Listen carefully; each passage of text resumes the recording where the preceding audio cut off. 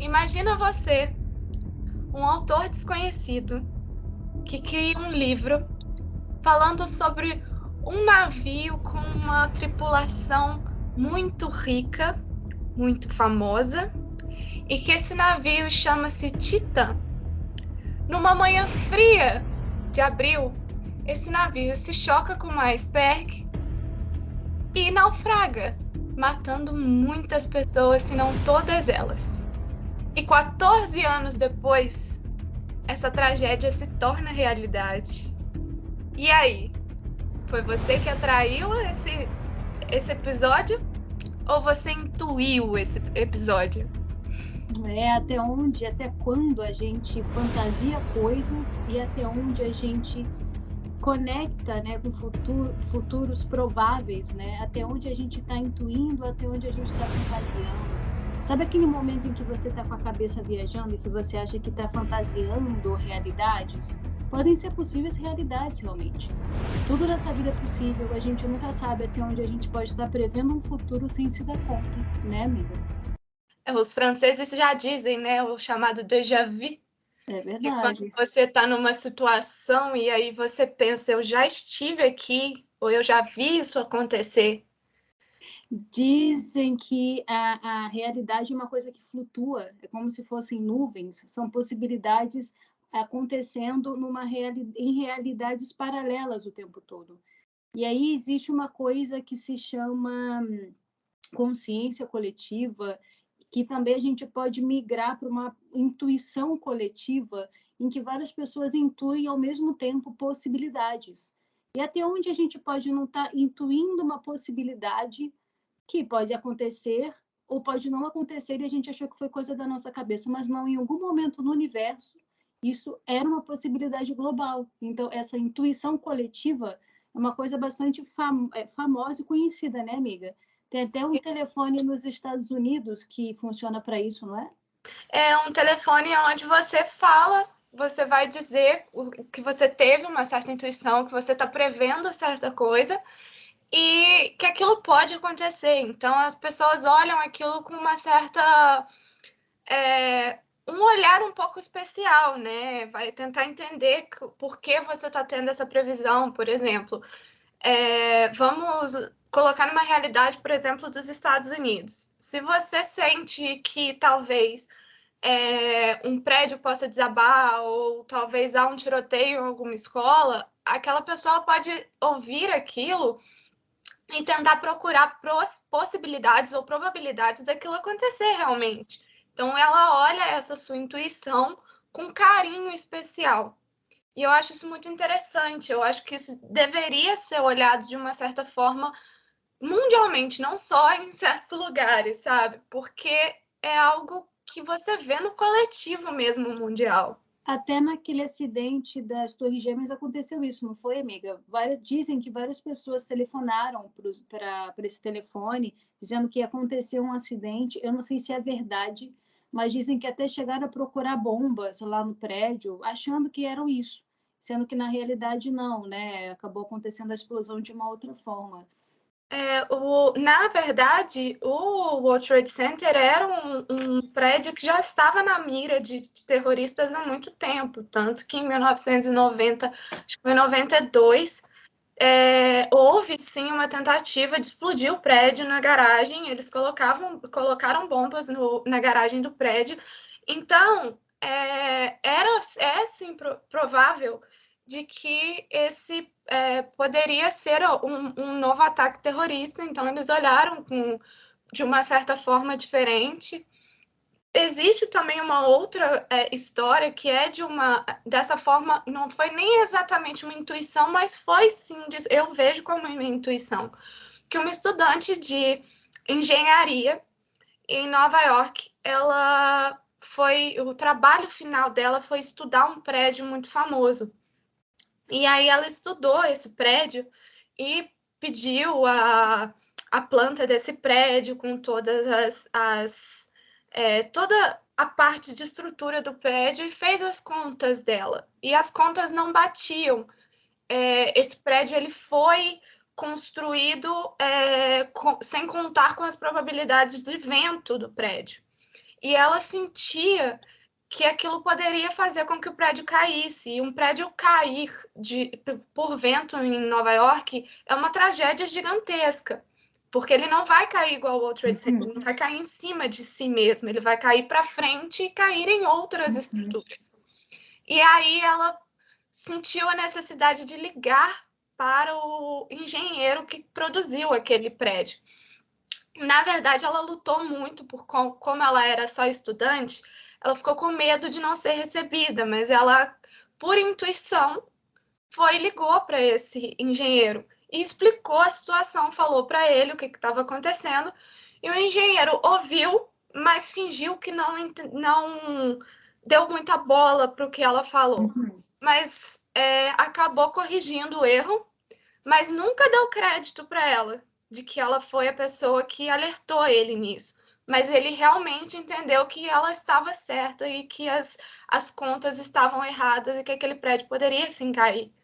Então, eu acho que, tipo, por mais que seja uma parte técnica, foi uma certa intuição Foi uma dela. inspiração dela, né? A verdade é que todos nós estamos conectados o tempo todo, e é por isso, por exemplo, que eu consigo fazer consultas de tarô à distância, sem nunca ter te conhecido, né? E é justamente por todos nós estarmos conectados é que a gente tem essa possibilidade de ter, sim, intuições coletivas. E assim como foi a história desse escritor, né? Até onde ele achou que estava criando uma coisa que na realidade era uma realidade já possível, existente, talvez uma realidade paralela. Por isso, possibilidade futura que infelizmente acabou se concretizando, né? Conta pra gente melhor, amiga, a história dele, por favor. Olha, Morgan Robertson, ele era filho de Andrew Robson, que era um capitão de navio. E ele, por ter essa experiência, ele resolveu criar um livro. O livro, ele chama-se Futilidade, o naufrágio do Titã.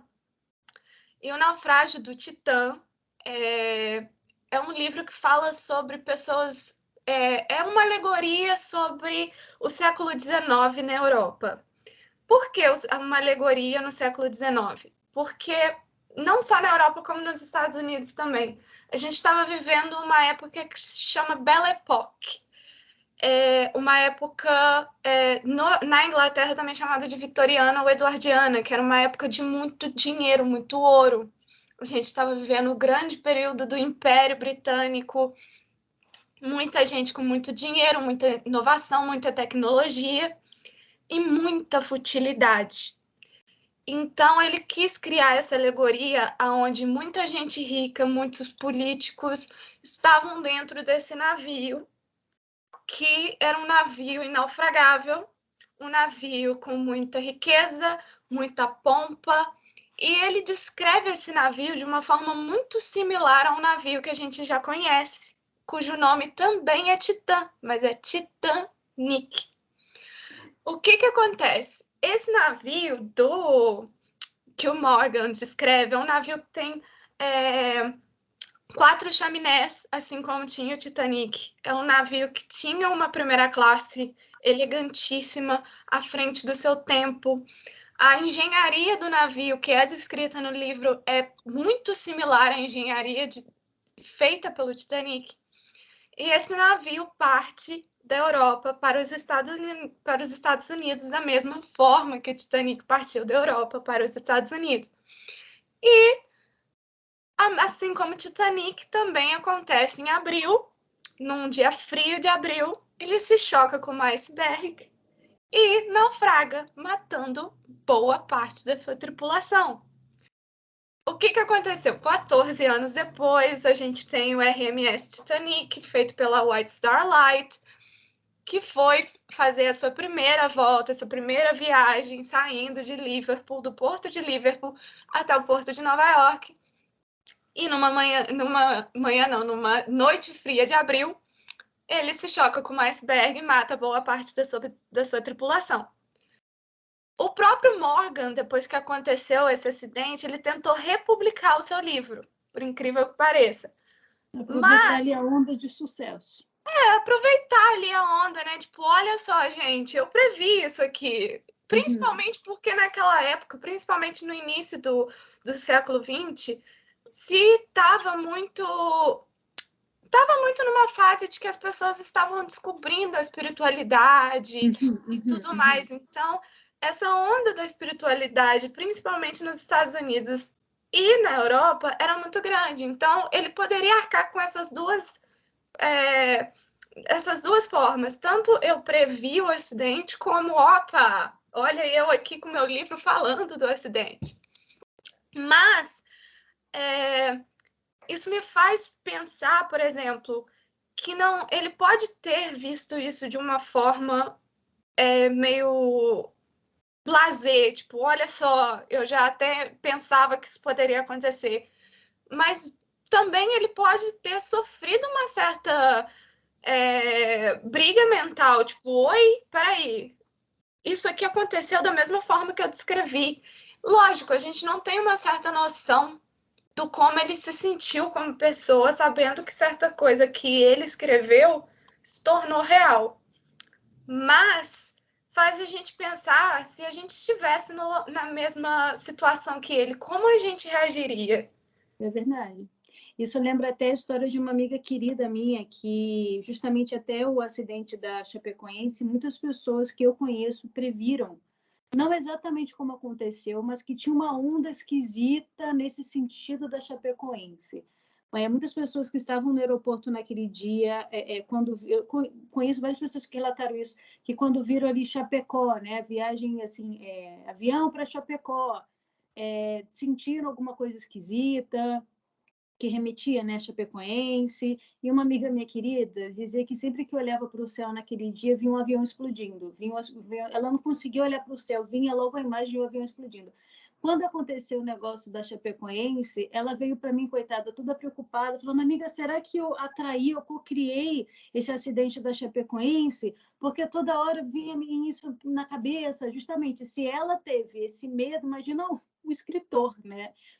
E aí eu expliquei para ela que eu achava que não, que ela estava sentindo essa possibilidade paralela, né? Que era uma coisa que já estava vibrando muito provavelmente forte para acontecer. Também tive o caso de pessoas que intuíram de alguma forma a Boate Kiss, e essas pessoas todas, eu ressalto, que intuíram, e não tinha ninguém conhecido dentro do avião, não tinha ninguém conhecido dentro da boate, foi realmente pura intuição coletiva. Assim, essa intuição coletiva acaba, de uma certa forma, acaba se tornando um pouco solitária quando você não sabe que você está tendo aquilo junto com outras pessoas. Então você acaba tendo essa ideia de que será que eu intuí? Será que eu fiz? Não é possível eu ter pensado nisso antes de todo mundo, então pode ser que eu possa ter atraído isso, trazendo a lei da atração aí, né? Mas é uma intuição realmente coletiva, não é só você que está tendo aquela visão. E talvez você pode estar tendo isso anos à frente, como aconteceu com esse escritor, o Morgan, e depois essas pessoas, quanto mais vai chegando perto do momento da tragédia, mais vai sentindo isso. A gente tem dois casos também ligados ao Titanic. Por exemplo, a gente tem o fotógrafo oficial do navio, que o nome dele é Francis Brown, e o que ele fez? Ele entrou no navio em Liverpool, no porto de Liverpool, e ele tirou fotos de dentro do navio com as pessoas, nas academias, nos salões de festas, nos corredores, a tripulação do navio, da parte primeira classe até a classe econômica. E quando o navio chegou no porto da França, que era o segundo porto que ele iria parar para depois ir para os Estados Unidos, o Francis saiu desse navio. E aí é aquela questão, por que ele saiu? Por que ele não continuou documentando a viagem? O que ele sentiu daquilo? Sabe, por que ele sentiu a vontade de descer em Paris? Ah, porque Paris era a capital da fotografia na época. Então, provavelmente, ele deve ter descido na França para ir para Paris para poder revelar as fotos. Pode ser. Pode ser também que não, ele poderia revelar essas fotos, se ele, vamos supor, não, ele tem todo o aparato dele, então ele poderia ir até Nova York e lá revelar as fotos de qualquer jeito. Não sabemos o porquê em questão. É verdade, amiga, que as pessoas se sentem muito incomodadas e você vê que o ser humano ele busca o tempo todo coisas estáveis, seguras e entendem a segurança como estabilidade, né? Mas na realidade não existe estabilidade. A gente está em movimento o tempo todo, a energia está em movimento o tempo todo, a realidade está sendo decidida o tempo todo. Nossos sentimentos estão em movimento, nossos pensamentos estão em movimento, nosso coração, nossos órgãos estão sempre em movimento, eles só param quando a gente morre. Então, assim, nesse caso desse fotógrafo, por exemplo, ele escolheu ali o destino dele. A verdade é que eu sinto que, assim, ó, as pessoas, elas intuem, quando intuem, possibilidades, né, futuras, e os nossos mentores ficam ali, às vezes, quando tem uma possibilidade, que deve ter sido o caso dele, intuir para ele sair dali. Então, nesse momento, ele teve o movimento de escolher o destino dele, né? E não deixa de ser, de certa forma, um pouco ligado à intuição. Ele, por exemplo, ele era um ser espiritualizado, ele era um reverendo. Então, talvez, por ele ser um reverendo e também um fotógrafo, mas mais a Sim, área dele era ser um reverendo, talvez ele tenha sentido de sem poder traduzir explicar. a Uhum. energia pesada de que se ele continuasse essa viagem, talvez ele não tivesse um fim bom. É verdade. Então, tem essa questão também de quanto mais perto da espiritualidade a gente está, mais a gente recebe esse feedback com mais força, né? É afinidade, né? E na realidade, espiritualidade não tem a ver com religião em si, né? Uhum. Você tá aberto para essa coisa além, né? Então, por isso que é importante a gente estar sempre aberto, com afinidade, né? Com a nossa fé, seja lá qual for, para justamente estar mais afinado com isso e uma mente tranquila, porque às vezes, por mais intuitivo que você seja, você às vezes, como está com uma cabeça muito movimentada, às vezes você simplesmente não capta. E nem tudo é possível a gente intuir, porque às vezes por uma necessidade maior, a gente às vezes realmente tem que passar por aquilo e às vezes morrer de véspera é uma coisa que também eu não vejo os mentores às vezes. Eu já vi casos de pessoas intuindo que iam morrer, mas eram pessoas assim normalmente muito iluminadas que não se. Alguns santos falaram isso, né? Não, quarta-feira eu não vou poder ir na sua casa porque eu vou ter morrido. Eu já vi essa história de alguns santos e realmente morreram, entendeu? Mas eram pessoas assim muito além, né, da normalidade. Normalmente o que eu vejo na prática é tipo assim, eu vou morrer amanhã, eu não posso fazer nada, eu não tenho preparo espiritual para isso, eu não vou ficar sabendo. Se eu tenho que morrer amanhã por algum propósito maior, eu posso ter a intuição de organizar tudo na minha vida por intuição, entendeu? Mas no caso dele, ele provavelmente tinha a abertura para se livrar daquilo, né? Então ele foi literalmente um livramento. E teve outro caso também, né, amiga? Teve o caso de um dos que estavam trabalhando na parte de maquinário do Titanic, que antes deles saírem, não antes deles saírem, durante a viagem, eles tiveram uma certa colisão, e essa colisão ela teve uma certa precariedade, tanto nos rebites do navio, quanto também nas partes de corda do navio. E esse cara que trabalhava ali, ele viu aquilo como um mau presságio. Ele viu como um mau presságio, não porque, vamos levar para a parte técnica. Ele trabalhava ali, ele saberia que aquilo poderia ser ruim, mas ele viu como um mau presságio, tipo, alguma coisa nessa viagem vai dar errado. E ele acabou mandando uma carta para a esposa dele falando que ele viu aquilo como um mau presságio, que ele viu aquela colisão, que ele viu aquele estrago acontecendo como um mau presságio. E o que acabou é que aquele estrago realmente foi o principal causa do porquê o Titanic não conseguiu aguentar e acabou naufragando, porque era um dos compartimentos que deveriam se fechar para que conseguisse manter o balanço do navio para que ele não tombasse e acabasse naufragando. Então, ele viu aquilo como um mau presságio exatamente naquela viagem. Ou seja, qualquer engenheiro viria aquilo como um mau presságio em qualquer situação, mas ele estando naquela viagem, alguma coisa disse a ele que talvez aquela viagem em específico poderia fazer com que aquele estrago fosse testado e acabar não dando muito certo a situação. E aí, com essa carta, ele mandou essa carta para a esposa, e anos depois essa carta até foi leiloada e as pessoas viram que realmente era uma coisa que até as pessoas que estavam dentro do navio acabaram tendo esse insight, tendo essa intuição de opa, provavelmente eu não saia vivo dessa viagem. Muito triste, né? A gente ter uma intuição dessa. Por pura curiosidade, não sei se vocês já ouviram falar no Centro Frei Luiz, que tem aqui no Rio de Janeiro.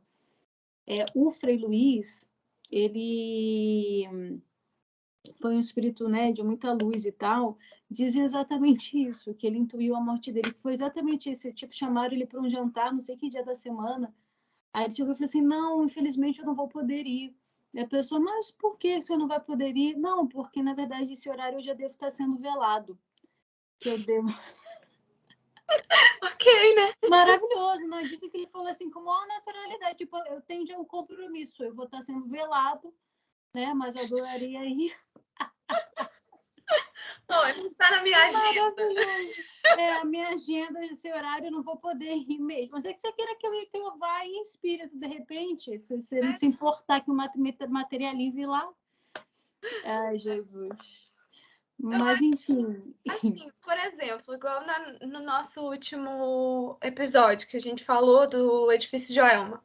Uhum.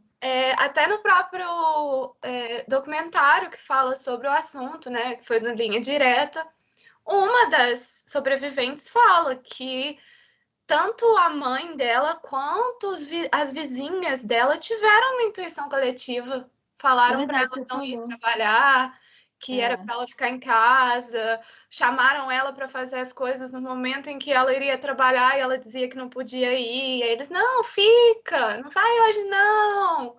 Ou seja, as pessoas tentando evitar com que ela fizesse a ida dela para o trabalho e ela acabar morrendo no trabalho. Então, alguém sentiu aquela energia. Acho que também pelo fato, até a própria, ela fala que até a própria mãe dela, eu acho que pela mãe ter sentido isso, e talvez ela ter dado uma certa, mesmo ela ido ao trabalho, ela ter dado uma certa importância àquilo que a mãe falou, pode ter sido um dos fatores dela ter sobrevivido. É verdade. Pode ter sido. E assim, se a gente pode tirar uma coisa assim, né, de ainda mais proveitoso, eu acho que tudo que acontece não deixa de ser um lembrete para a gente, né, não tomar o mesmo caminho, né, eu acho que tudo serve como aprendizado para a gente. Assim, se a gente pode tirar um aprendizado disso, assim, tenta ouvir a sua intuição. Só que o problema é entender às vezes o que é intuição, o que é medo, o que é noia. Então, assim, eu acho que a gente está sempre se trabalhando para estar com a mente mais equilibrada possível, que a gente sabe que só Buda para conseguir estar com uma mente completamente equilibrada, mas, assim, nos esforçarmos para estarmos com a mente mais equilibrada possível, com as emoções mais equilibradas possível, para que a gente possa ser um papel mais em branco possível, para que a gente não se influencie tanto com medos, achismos, influências externas, para que as nossas intuições elas sejam mais puras. E eu, por ser uma pessoa que trabalha muito, né, com intuição no tarô, eu acho que uma coisa que mais me ajuda é neutralidade, é não julgar nada, não julgar as suas emoções, não julgar os seus medos, não julgar as suas intuições. Então, se quanto mais neutro você estiver emocionalmente falando, mais a sua intuição vai vir pura, não julgue a sua intuição, e aí com essa intuição mais clara na sua mente, fica mais fácil de você ouvi-la, entendê-la, e eu acho que é muito bom a gente ter liberdade de seguir a nossa intuição, e a intuição das pessoas que estão à nossa volta. Bom senso sempre, né? Mas eu acho que é justamente aí que entra muitas vezes uma salvação, algo que livra a gente de uma situação que a gente não necessariamente precisava viver, né? Eu costumo dizer que a intuição, pelo menos para mim, ela serve de uma forma assim. Como eu descubro se a intuição é ser medo? Me perguntando por quê. Sempre. Uhum, uhum. Ah, eu quero ir em tal lugar. Aí geralmente falando, ah, não quero ir mais. Por quê? Por que eu não quero ir mais? Aí, ah, porque eu acho que eu vou encontrar fulano de tal, eu não quero ver fulano de tal. Então, isso não é intuição, isso é medo. Uhum. Agora, eu não quero ir mais. Por quê? Ah, não sei, não tô sentindo bem ir naquele lugar. Intuição. Eu vejo Boa. esses dois parâmetros, tipo, se eu tenho um porquê de que eu não quero fazer tal coisa ou de porque eu não quero ir em tal lugar, talvez esse porquê é um medo. Uhum. Agora, se eu não tenho esse porquê explicado perfeitamente, para mim é intuição. Perfeito, boa ideia, bom parâmetro. É isso, meus amores. Eu espero que vocês tenham gostado do nosso podcast de hoje, né?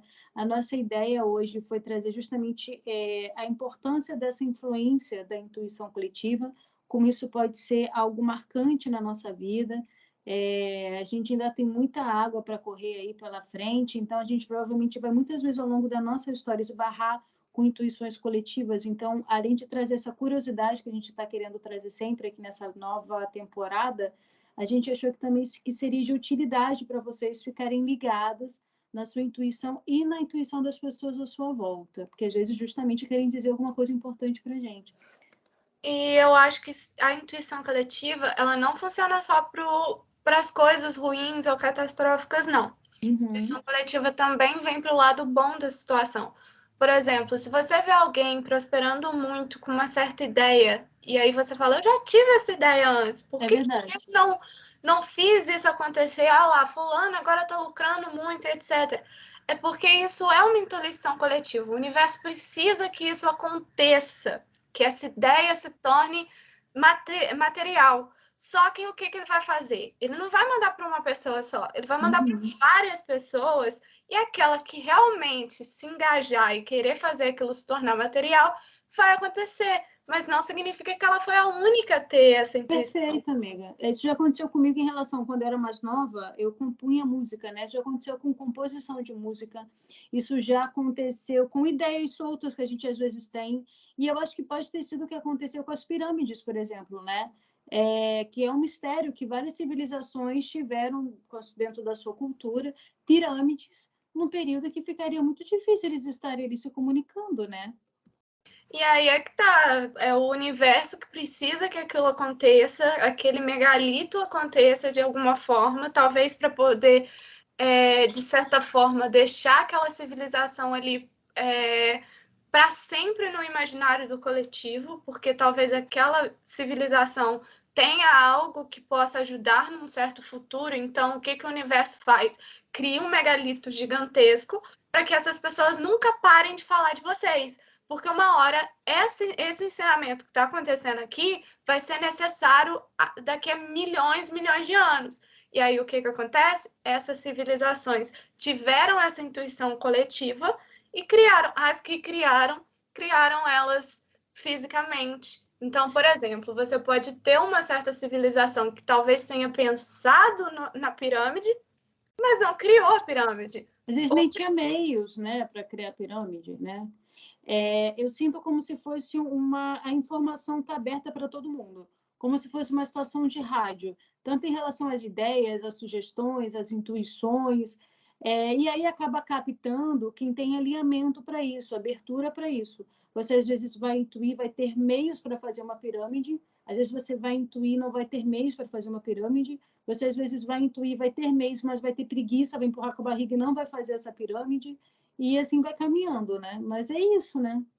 é aquela coisa, tipo, os egípcios criaram a pirâmide, mas os britânicos criaram a Stonehenge. Talvez os dois tivessem a intuição de criar um megalito gigantesco. Cada um fez com aquilo que poderia ter feito no ambiente que estava. Um criou a Sim, pirâmide, verdade. o outro criou a Stonehenge. Sim, sim. Perfeito. Quer acrescentar mais alguma coisa, amiga? Não, é isso. Então tá bom. Meus amores, bom final de semana, né? Já que o nosso podcast sai sexta-feira. Bom final de semana. Sexta-feira é muito misteriosa para vocês. Se cuidem, fiquem com Deus. É sempre um prazer estar aqui na companhia de vocês. Muito obrigada, viu? Beijo. Beijo, fiquem com Deus, tenham um ótimo final de semana e ouçam sempre a sua intuição. É Isso. isso.